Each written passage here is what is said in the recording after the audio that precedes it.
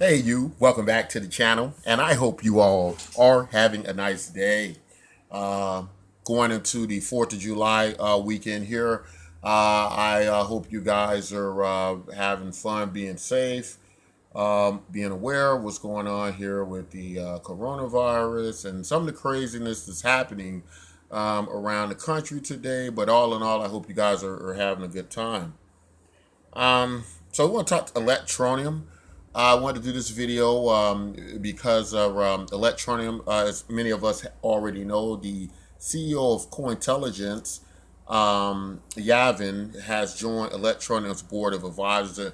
Many of us know this story already, but it was I was very excited to see it actually because um, with what how the Cointelligence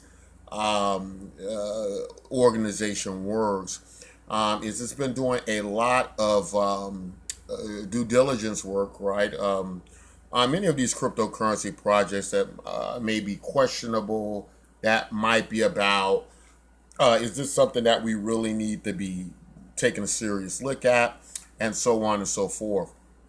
And I had been familiar with Yavin, especially came into on my radar when he was doing research on Hexcoin.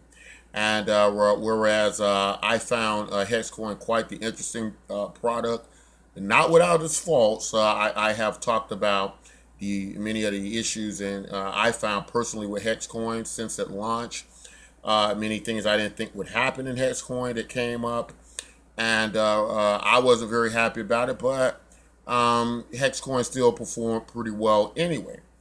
So Yavin had recently been looking at Hexcoin, and he wasn't very impressed by it. And whereas I don't agree with everything he said on Hexcoin, I do agree with the type of approach he's going to take looking into cryptocurrency projects. And because of that, I think it's going to be very well suited for Electroneum.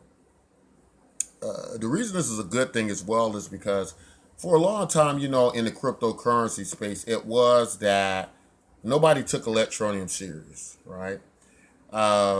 They would call it, basically a crap coin, right? They would say that, it's never going to be a cryptocurrency of value, anything like Bitcoin and so on and so forth.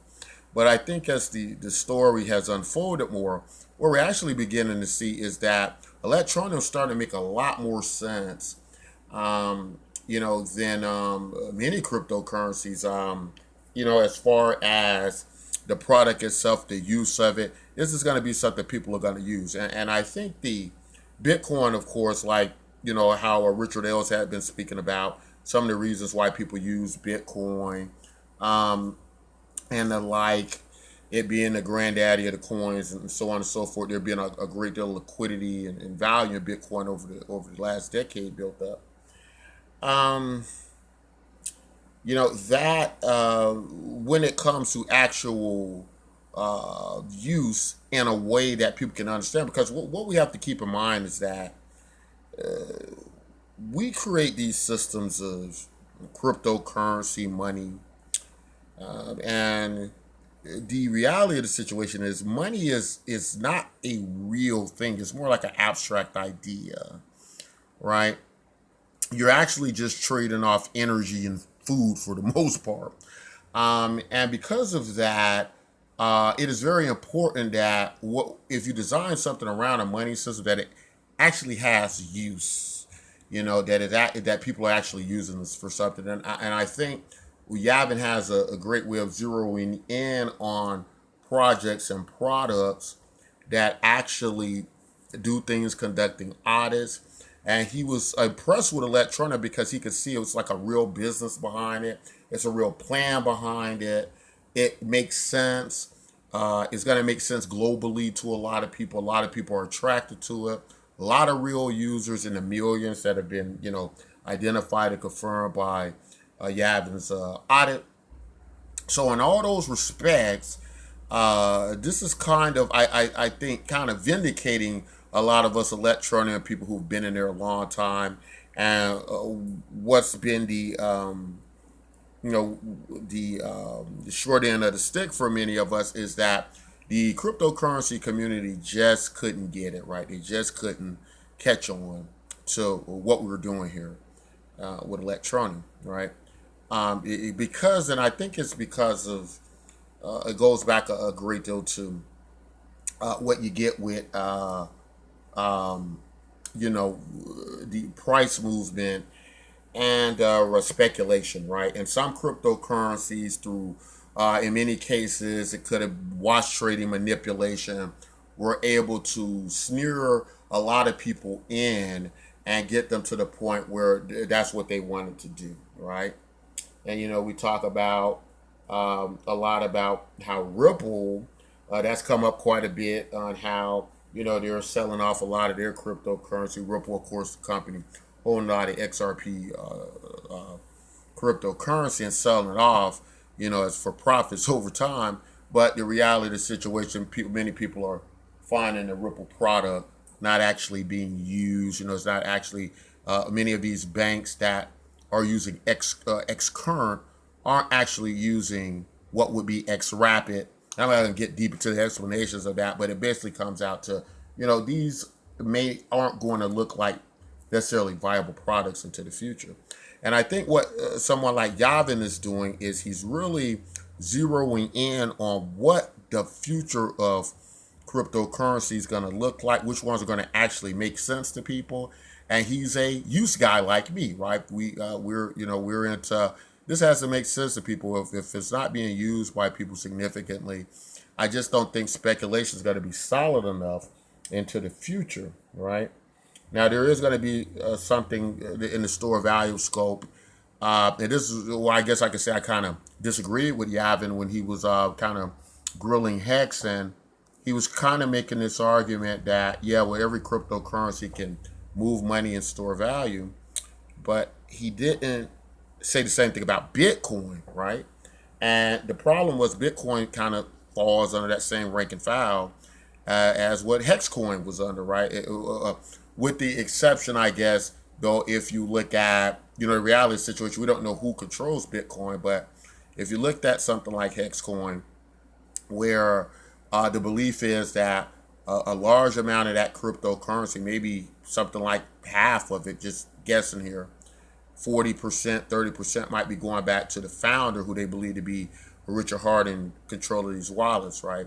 So the argument is made that he's controlling most of the cryptocurrency. And I do think that's going to be an Achilles heel for Hexcoin. But I think where Yavin maybe missed something is, whereas I believe he's like 90% right on everything else, I think where he may have failed to analyze that situation, right, is I think he left out psychology in the market, and a lot of motivations are why people are doing this, and in the incentive.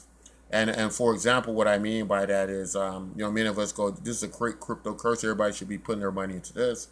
But the reality of the situation is, in traditional investing, if you're making 12% to 20% a year, which is something certainly possible, what happens is you're doing it with a lot less risk than in cryptocurrency. So to be making the same returns, 12 to 20% in cryptocurrency, with the tremendous amount of risk that's involved in cryptocurrency, doesn't make a lot of sense. And so this is something we have to be, mindful of when we look into things like this. Okay, so where was I? I'm sorry, I had to move to another part of the room, the house rather. Um, so, getting back to what is decided in trying to find uh, the best cryptocurrencies, right? It would seem that the idea behind Cointelligence was to root out, good products from the bad ones. He's looking for the scams, the corruption. He's doing the audits. Um, and it doesn't surprise me at all that Yavin would be attracted to Electroneum. My only question to him would be what took him so long.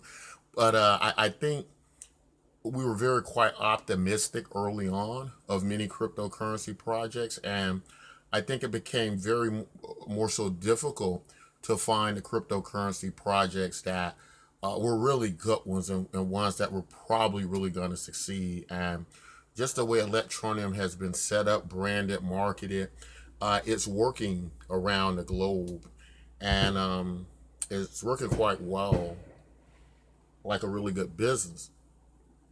It hasn't translated good into the price.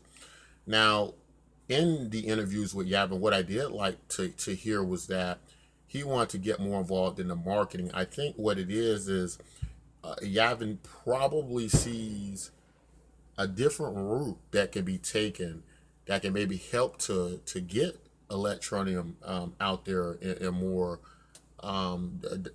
digestible on the price end, on the investor end, and he how he's navigating cryptocurrencies is probably true that he can do that. So that's going to be all interesting to see and watch. But of course, again, the big question being between the products, products like Electron and many other of the other cryptocurrencies out there, being should we be focused on good products, good companies that are going to have some use in the future, or should we be focused on price, right? So much so, and and so that's a question we're going to have to look into and answer. There are some setbacks to cryptocurrency being implemented into our normal financial systems. We spoke about them, things like just how we transact money. Um, there are problems what happens when you lose your cryptocurrency. There's problems what happen when you make a purchase and you need to do a chargeback or something like that. And I think Electroneum will be one of the best cryptocurrencies to solve that problem. But for many of the other cryptocurrencies that exist now, they don't do that, and they're going to be a problem. What should we be looking at in cryptocurrencies? Well, I hope Yavin, is really looking at what the future of this is going to look like for Electroneum, and keep helping to expand it into various countries and markets. But there's going to have to be incentive, and although a lot of people cheered and were excited about the the free Electroneum minutes, or money being stopped, I kind of disagreed with that, because I felt that it made more sense to give out that money than to spend marketing dollars, in a sense. Um, but now they feel they've matured past that. There's a limited amount of cryptocurrency. And now we're just going to have to see if there's going to be enough incentive in cryptocurrency, because we do have to separate these things. You have a great business and it can do well, but for the investors, it might not have the same incentive to participate, right? So that's all something to consider. But great to hear this information about Yavin of Cointelligence. I'm sure he's going to be fantastic for Electroneum. Real quick, want to tell you about, I want to segue into Btcmyk.com, our project, Universal Basic Income project, that we think is going to be one of those future cryptocurrencies with an actual use that people are going to actually use, be incentivized to use. And we're very excited to see what's going to happen with Bitcoin MYK. So, Bitcoin MYK. So one problem we're finding in cryptocurrency is, as we kind of mentioned earlier, what motivates and incentivizes people to join your projects, invest in the cryptocurrency, use it on a day-to-day basis.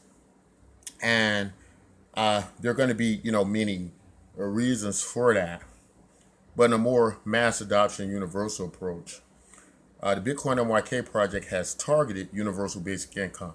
And although this has been attempted before, it's never quite been attempted this way, more relatable to a Bitcoin fork, where you would have the value of Bitcoin holders involved, as well as a new market of people, even people who don't quite understand cryptocurrency, through a very user-friendly interface.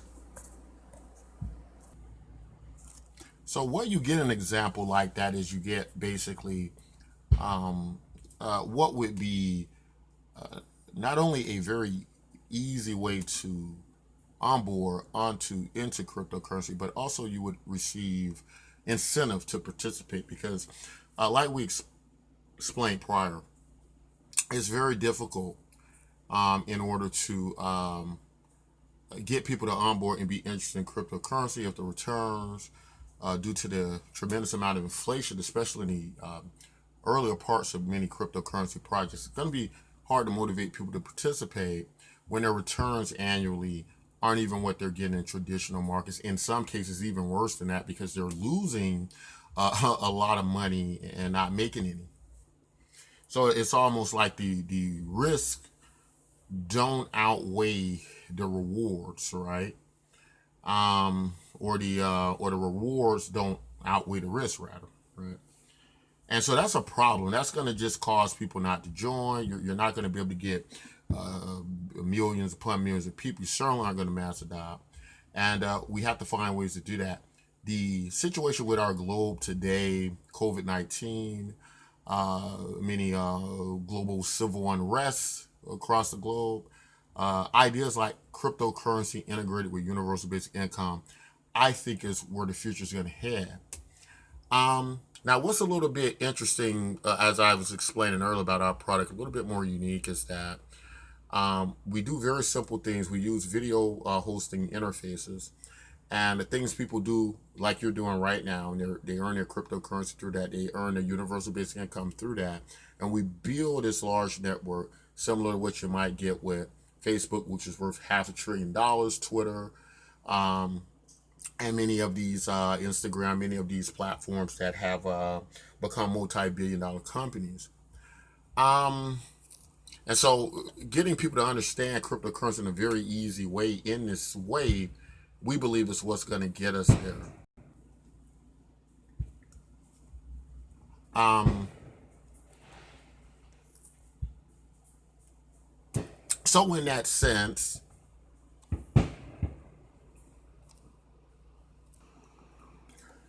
I think one of the most impressive ideas behind the Bitcoin project is the idea of the Bitcoin fork method we're using in order to be able to move this value across cryptocurrency blockchains.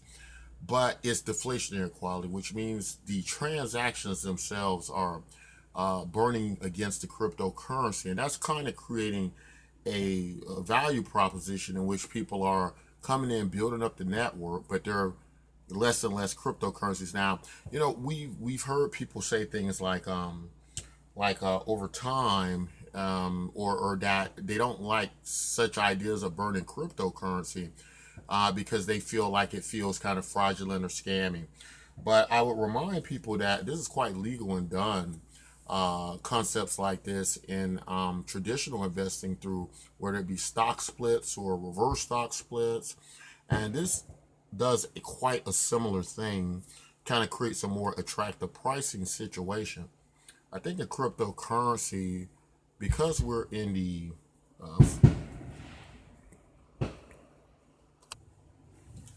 so I guess my disagreement would be with that would be that this has been proven to work in the investment business, but also I think the idea of building up a product, and if you're going for wide community use and the value of the platform, potentially if you could reach millions of people and make the value of the site itself become worth millions of dollars, that the value of the people who participate, whether they're investors or they're getting a cryptocurrency through the universal basic income, I think value-wise is still giving more value back to the end user as they are actually taking more value of that product, right? More value of that platform is now going back to them. So I don't think that's a bad thing. I think it's actually pretty good tokenomics in that, and there being a product there in a community and a network that's being used. You're able to post, so it has the social network attached to it. So then, in that sense, is not much different than what you're going to get with your traditional social media networks, Facebook, the like. You can post articles here, you can watch videos, and so on and so forth. So you're going to have a very similar situation to the use in that. The significance of it, again, I think the approach to Bitcoin MYK is unique in that it's able to use the Bitcoin holders by swapping them the same values, cryptocurrency to what they hold on Bitcoin, bringing in a new market, and I think that's going to help to basically create this bridge between the existing cryptocurrency community that already exists that I think we need to do a lot of work with still, and the new people coming in, being able to onboard and so on and so forth. So we think you're going to love Bitcoin NYK a lot. We hope you join today. Sorry, I have to constantly stop the video on and off again because it is the 4th of July here. A lot of activity going on around my place here, and a lot of fireworks going on. So, so anyway, that's it, guys. Enjoy your weekend. Be sure to check out the Bitcoin NYK project. And until next time, like always, take care of yourselves and each other.